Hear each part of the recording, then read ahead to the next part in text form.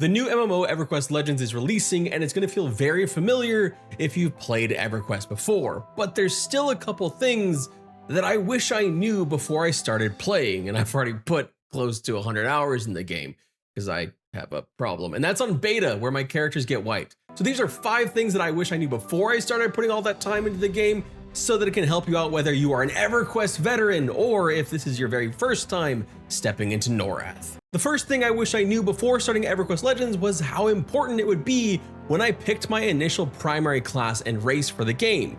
Because you can freely swap classes in cities and have 3 total classes for your build at any time, it really didn't occur to me that one of those 3 would be locked. Sort of. When you pick your primary class, you're picking the one out of the 3 classes that will stay locked in all loadouts from level 1 through 50.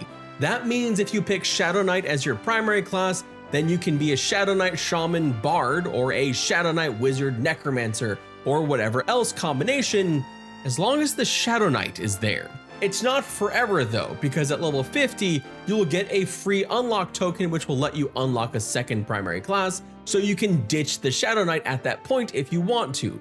But otherwise, you gotta make sure you like that class because it's going to stick with you.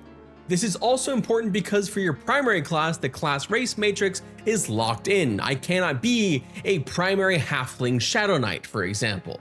I could still be a halfling Shadow Knight, but it would need to be a secondary class tied to something like Ranger or Druid, which halflings can actually pick.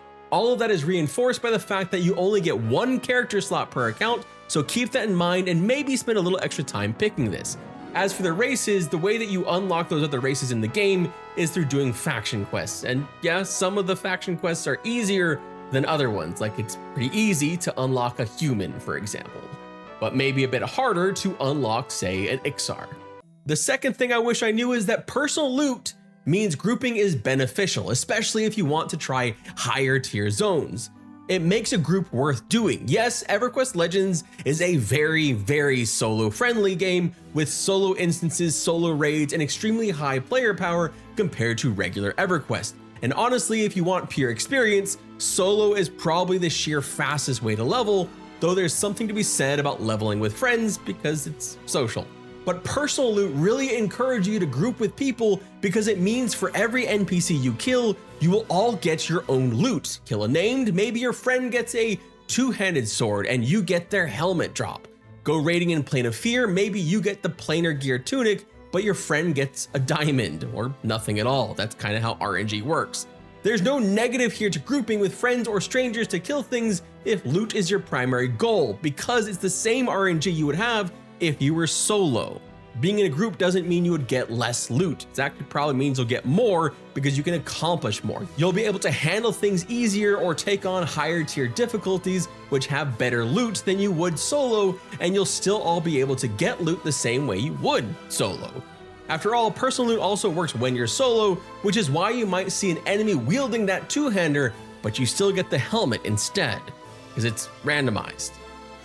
The third thing I wish I knew was all about spells in EverQuest. One of the first things you'll notice when you start playing is that as you level, you start to get spells added to your spellbook. These are all little freebie gifts for the first 20 levels or so, giving you really the essential spells you need to keep going.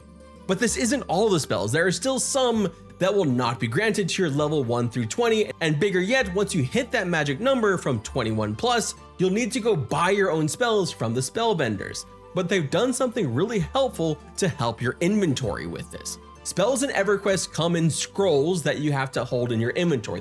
They are physical items in the game. And in the original game, you could only scribe ones that you were of level, so you just had to kind of hold on to them. Especially if you're going out and planning on leveling a lot in a set session, but wanted to have those spells with you. In EverQuest Legends though, you can scribe any spell for your classes, meaning you can go buy spells level 20 to 50, at level 20, scribe them all and have them with you. You won't be able to use them yet until you get that level, but they'll just be there ready and waiting for you. It's definitely something worth doing with all that money you saved up 1 through 20 selling shit from your inventory. Just another little quality of life thing that EverQuest Legends has. The fourth thing is more about builds, and it's that healing is important, and it's something to consider in your build if you want to take on harder encounters or reduce downtime. it can be tempting to avoid some utility and go straight for the most DPS heavy build, maybe Monk, Zerker, or Rogue or something like that. Just absolutely destroy your enemies with overwhelming DPS. But because you're playing solo, that also means you're going to be taking all of that damage yourself too. Having some sort of healing is something I found to be damn near essential.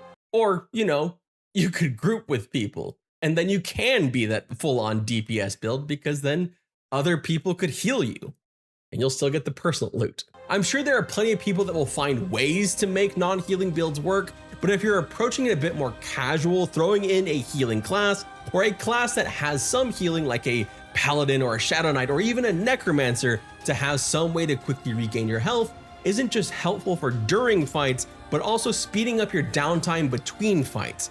Regeneration is pretty fast in Everquest Legends, but it still helps to, you know, toss a heal on yourself.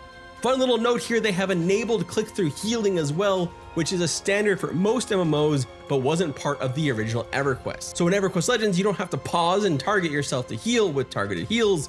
It will instead heal through whatever your target's target is. Although this is something you have to toggle on in the options, so make sure to do that. The fifth and final one is kind of just a heads up that there is custom content. The game is constantly evolving. Many zones have been revamped already to have new enemies and new loot. The new loot often feels much stronger than some of the older loot, so it's worth finding. There are reasons to go visit places like Nejena and Befallen beyond what you might remember or find on P99's wiki. Check the patch notes often for updates or eventually maybe an Everquest Legends wiki. That's all I have for you today, but I hope that helps you get a little bit prepared for launch and a little bit, you know, understanding of what's going on in the game before jumping into it. But with all this, the last thing I want to add here is there is no right or wrong way to play this game.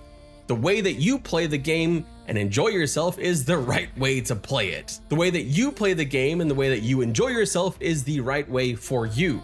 You can rush or you can not rush. You can play the meta or you can not, and you can just play what sounds cool. You can try and make a build that has no heals and use it as kind of a challenge. You can play in groups or you can play entirely solo. It's really completely up to you, so don't let pressure to keep up, which actually happens a lot in MMOs, like kind of force you into a way of playing that isn't the way that you are going to be enjoying yourself. Just take your time and enjoy yourself and have fun, because it's not every fucking day that we get a new Everquest launching. In fact, it's been over 20 years, and I hope that makes all of us feel old and not just me. Fuck. I'll be in game as well, probably on like the Rivervale server, because that's what I was playing on beta, but I'm not entirely sure yet. But if you see me in game, just feel free to send me a tell, say hi, and I will be happy to talk to you. My name is Edgar Flynn. Thank you so much for watching, and I hope you have an absolutely wonderful day, and I will see you all soon.